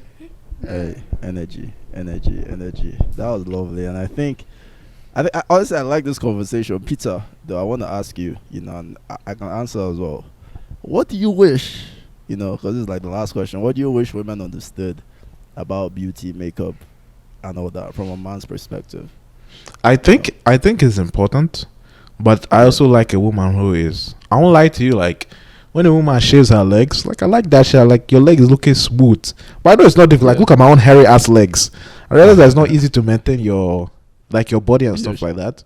Yeah. But I also think that there's something, like when it comes to like, I'll go back to it again, natural beauty. You know what I mean? Like when I see my youngest sibling, Akarekam, like my youngest, I just think that girl, beauty till the day, nothing will happen. She's just beautiful. So me personally, I appreciate when a girl is just like, I can just see you raw, and I know that, damn, like girl, like you know what I mean. Nothing, like I'm still like bamboozled by you. But like some girls will wear makeup, and you're like, damn, she looks good, but what does she look without the makeup? But like, I'm just trying to say that like, natural beauty will forever be a thing. You know what I mean? Yeah. I think it will forever be a thing. Like no like offense to girls or stuff like that. It's just that when a woman is naturally attractive, there's just a higher tier that she is in, than girls with makeup. That's just the reality. It's just objectively true. Yeah. And I think for me, what I wish women understood is that guys were generally simple, right? So when we're expressing all these things, just be a little bit patient with us, because at the end of the day, we like women. Most of us are going to marry women, like, so when you say, we're putting ourselves in women's business, it's more like, well, like, you are the guys who you people are the people who are trying to attract in our lives, so we're going to give our opinions about all these things because it actually is what we're interested in, so just be a little bit patient with us, and like, less for most guys will be more. Like we like simple things. Now, I'm not saying that you shouldn't do your sophisticated art and all that stuff, but for the most part, if you're trying to, every once in a while, if you're trying to, let's say you have a man, you have a boyfriend, every once in a while, pop out in stuff that he likes, like, because that honestly makes a guy feel good, in my opinion. Just like, okay, like, damn, she's looking good, instead of, damn, she's looking very sophisticated, like, very, very artistic. Shout out to Kamala Harris. I'm good. Peter, I wonder when you're going to drop this, man. But anyhow, sure, guys, on that note, thank you for joining us in this episode. I don't know, what do you guys think about the episode? Like, is there anything else you want to say before we leave? I don't know. I guess also, like, I feel like we talked a lot about, like, women and, like, how we take care of ourselves. But also men, like, please wash your hair. Get your face washed. If you have a beard, keep it nice. Don't be leaving food in your beard, please. That shit is nasty. Because I feel like now recently, like there's also been a rise of like men also like wanting to take care of themselves, which is a good thing. Because in the past, they're like skincare routine. Damn, that's gay. Like, I'm like, how is taking care of your skin? Like, because at the end of the day, I'm sorry, but if you come to me and I'm seeing some shit in your beards, I'm sorry, like, don't talk to me. Like, actually, go away. Go away. What's your opinion on a mustache? Say the truth. Just say the truth. For me, like, I don't think I would be with someone with... It depends. Actually, it depends. It fits you, don't worry. She's trying to be nice to her brother, man. Like, it depends. Like, said it fits you, don't worry. No, because there are some guys that have mustaches, but they should have beards, and there are some guys that have beards, but they should have mustaches. Yeah. Like, I think for you, it fits you. Like, you look like daddy. Like, you get like it fits you and daddy. But like for me, like I just don't like facial hair. You like your Korean booze. It depends on if you keep it well, sure, but not even your hair will be like all the way like too long. I don't like those. Yeah, I don't like that. Like if it's like short, like close to the face, keep it close to home, and it can be okay. Yeah. All right, guys, you heard that loud and clear. Don't start forming she's attacking you. Like she said, she likes it short and clean. So cut your beard short and clean. Oh, that's if you can grow. But you know what's funny though? But Peter. Oh my god! As I was saying, you know what's funny though? Like, it's funny how like a woman can say that, and that sounds very normal. Yeah. Well, if you flip it out, the guy says that, it's like, okay, like you don't understand. I think this and that. I honestly think men are we live in a much more harsher reality of like, when we are giving criticism, is we have to accept it quickly. And we don't have time to dwell on it. It's like the reality of things. Like when a man tells you that, oh, like guy, you need to go sort out your fucking life. You can't be, bro. Nothing is going to fucking change from you expressing your emotions to 6,000 people and you talking about it, complaining about it. Men live in a much more harsher reality. Like it hits us hard. You know what I mean? It's like, oh, guy, like you're fucking up, and like you see that you're fucking up. You know what I mean? It's like much more the casualty of not doing something right is much more severe. The consequences. That's what I was looking for. The casualty, consequences, same thing. But Peter like English is alright. Yeah, so Peter English. But I think it's much more of a harsher reality because men see it. You know what I mean? We see the statistics. We see how you ain't shit if you're not an attractive male. You ain't shit if you're not a rich male. It's much more blatantly obvious. You know what I mean? So I think it's really important for we and plus our support systems are not as vast or as women. Limited. Yeah. So right. I mean, keep on criticizing us. It just makes us better. I mean, you have to criticize the leaders of the house, so it's okay. Shout out to the previous episode, man. All right, then Bole, you have anything else to say as a parting shot? No. I think good? We touched everything. Yeah. We touched it. I bet. So on that note, thank you so much for joining us in this week's journal episode on the Afro Journal podcast. As we started doing nowadays, we're going to live with our journal entry for the week. So Amarachi, this is pretty much like you just kind of imagine you had a journal. What would you write in it for today? It doesn't have to be anything extensive or long, but what would you put in your journal for this week? For this week? Yeah. It can be anything, no, it doesn't have to be limited to just this week, but just like anything you want to write in your journal. Okay. So, yeah. Oh, okay. Dear journal. It's gonna be a good week. It's gonna be a good week. Energy.